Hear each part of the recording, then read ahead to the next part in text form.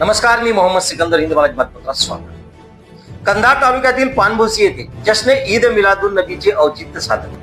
हिंदू मुस्लिम सामाजिक ऐक्य ठेवत प्राध्यापक डॉक्टर पुरुषोत्तम धोंडगे यांच्या विशेष माध्यमातून आणि पुढाकारात गावात ईदगाह कमान उभारण्यासाठी स्वखर्चातून 3 लाख रुपये देऊन ही कमान उभारण्यात आली आहे. आज या कमानीचे लोकार्पण सोहळा प्राध्यापक पुरुषोत्तम धोंडगे यांच्या हस्ते करण्यात आला. विशेष बाब म्हणजे या लोकार्पण सोहळा कार्यक्रमासाठी मठाधिपती संत महंत दैवी नागेंद्र महाराज हे उपस्थित होते.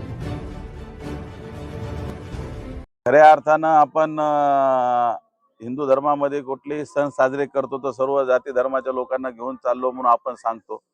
मुस्लिम समाजामध्येही ईदचा सण हा ऐक्याचा सण आहे. सर्व जाती धर्मांचा एक प्रेमाचा संदेश देणारा आहे आणि हा नुसता संदेश देण्याच्या पलीकड आज पानभोशीने जाऊन आचरणात आणण्याचं काम केलं. खऱ्या अर्थानं या ईदगाहच्या रोडला जी कमान आहे त्या कमानीचं उद्घाटन महाराजाच्या हस्ते करून खऱ्या अर्थानं त्यांना माणुसकीचं सर्व धर्म समभावाचं सगळ्यात मोठं उदाहरण त्यांनी या ठिकाणी आचरणात आणून दाखवलं.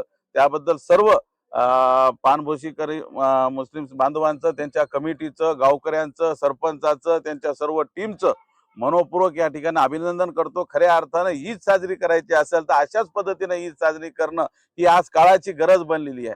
सगळं जी परिस्थिती आज सगळीकडे चालू आहे त्या परिस्थितीला हे मारक उत्तर आहे की ज्या पद्धतीनं एकीची बळ नुसतं म्हणून चालत नाही की आम्ही एक आहोत, तर ते एक आचरणात आणून ते कृतीत आणून दाखवायचं काम या ठिकाणी पानभोशीच्या माध्यमातून सर्व समाज बांधवाच्या माध्यमातून ईदच्या दिवशी पवित्र दिवशी त्यांनी केलं आणि आज ईदगाहचं उद्घाटन आदरणीय महाराजांच्या हस्ते या ठिकाणी झालं. निश्चित मला खूप आनंद या गोष्टीचा आहे.